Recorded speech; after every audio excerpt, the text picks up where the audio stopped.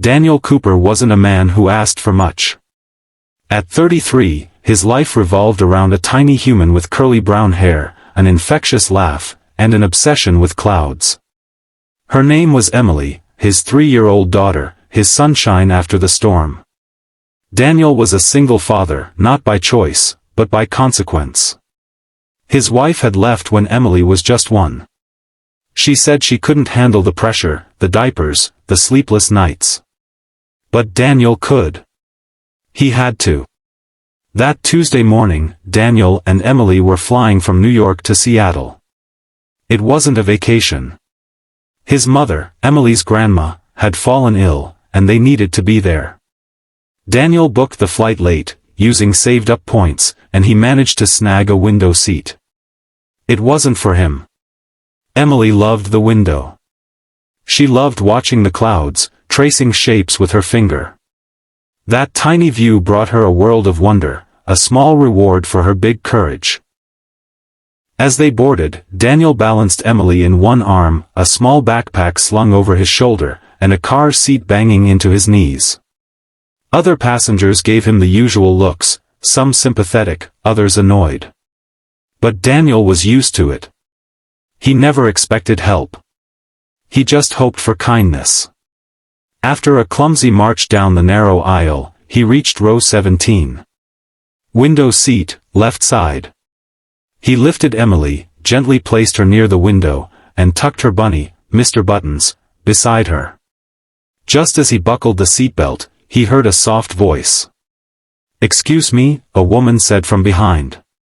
Daniel turned to see her, maybe in her early 30s, visibly tired, holding a crying baby who couldn't have been more than 6 months old. Her cheeks were flushed, her ponytail messy. Her diaper bag had slid halfway off her shoulder. "I'm so sorry," she said, trying to calm the baby. "I hate to ask this, but would you consider switching seats with me? I'm in 17C, the aisle. My son, he calms down when he's by the window. It's the only thing that stops him from screaming." Daniel blinked. Emily was already excitedly tapping the window, pointing at a plane outside. He looked at her, then back at the woman. He knew how hard it was to travel alone with a child. He saw the desperation in her eyes, the embarrassment, the silent plea. He exhaled slowly and smiled. "Of course," he said. "We can switch." "You're sure?" Her eyes widened. "I don't want to cause trouble." "You're not," he said gently. "We're all just trying to get through the day." He scooped Emily up again. "Hey, Em. We're going to trade seats so this little guy can see the clouds too." Emily nodded thoughtfully, hugging Mr. Buttons tighter. "Okay, Daddy." The woman looked like she might cry. "Thank you." "Really?" They switched seats. Daniel now sat in the aisle, still next to Emily, but one seat further from the window. The woman settled in next to the window with her baby, who, almost magically, stopped crying as he stared out the tiny glass portal. No names were exchanged. No further words. Just a shared understanding, two tired parents doing their best. The flight was uneventful after that. Emily slept, head on Daniel's lap. The woman nursed her baby, then slept too, her head against the window. The aircraft felt calm. A quiet moment amidst a world always rushing. They landed in Seattle just after 10 p.m. Most passengers jumped to grab their bags and push into the aisle. Daniel waited, as always, letting Emily rest. By the time they stepped off the plane, the woman was waiting near the gate. She stood holding her baby, who was now peacefully asleep against her chest. She walked toward Daniel. "I didn't get to say thank you." "Like, really thank you." He waved it off. "It was just a seat." "No," she said firmly. "It was more than that." He paused. Her voice had changed, softer, but intentional. She stepped a little closer, her baby still sleeping in her arms. "I know who you are, she said. Daniel looked confused. What? You're Daniel Cooper, you used to write for that single dad blog, Dad Mode, right? Daniel blinked. Yeah, years ago. I haven't written in a long time. She smiled.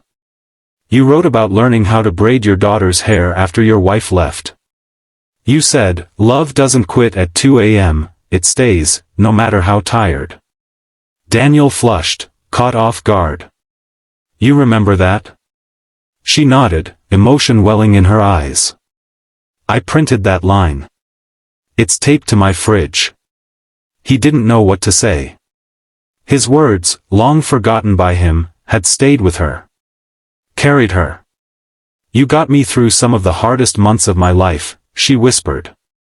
I was pregnant, alone, scared, and your words reminded me that I wasn't broken. Just rebuilding. Daniel was speechless. She reached into her diaper bag and handed him a small envelope. Open it when you get a moment, she said. It's not much, just something I wanted to say, properly. Then, with a tired but grateful smile, she kissed Emily on the head and walked away into the night. Daniel held the envelope in one hand, Emily's tiny fingers in the other. Later that night, after Emily was tucked into bed at his brother's house, Daniel sat alone in the guest room. He opened the envelope. It read, Dear Daniel. Thank you for the seat. But more than that, thank you for not hesitating. For seeing me. You didn't know my story. You didn't ask. But you gave. And I needed that more than I can explain. I'm not just a mom traveling with a baby. I'm a pediatric researcher. My son was born with a rare pulmonary disorder. I've spent every minute since fighting to get him into a study that might save his life. I didn't have the money. I didn't have the time. I almost gave up. But someone anonymously donated miles to help me fly here. And then you gave me your seat. I believe in signs. I believe in grace. Next month, I'm launching a new foundation to help single parents with chronically ill children. And I've decided to name our first grant after your daughter, the Emily Cooper Hope Grant. Because people like you? You make this world softer. Thank you for showing up. Again.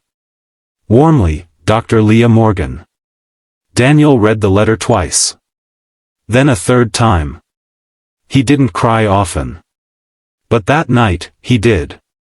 Not from sadness, but from a profound, overwhelming sense of connection.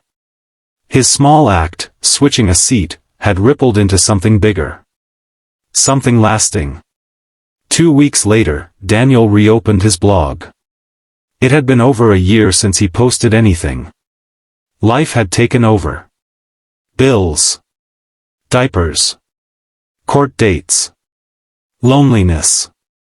But now, something stirred inside him. He published a post titled, The Seat We Give Up. Sometimes, what we give up becomes the very thing that lifts someone else. A seat. A moment. A word. We don't always know how far our kindness travels. But trust me, it travels. Kindness echoes. Even when you forget you ever whispered it. The post went viral. Thousands of comments flooded in, from parents, travelers, nurses, teachers. All sharing stories of kindness, hope, humanity. Stories of strangers who saved them without even knowing it. Daniel didn't become famous. He didn't make money off it. But he became something else, a reminder. That in a world that often feels cold and distant, kindness is still alive. Sometimes, it just starts with giving up a seat on a plane. Daniel never saw Leah again. But months later, he received a package. Inside was a plaque. The Emily Cooper Hope Grant. Awarded to single parents traveling for pediatric care. Inspired by a father's quiet kindness, and a little girl who shared her view of the clouds. Daniel smiled, hugged Emily close, and looked up at the sky. Because sometimes, the seat we give up, gives someone else the strength to fly.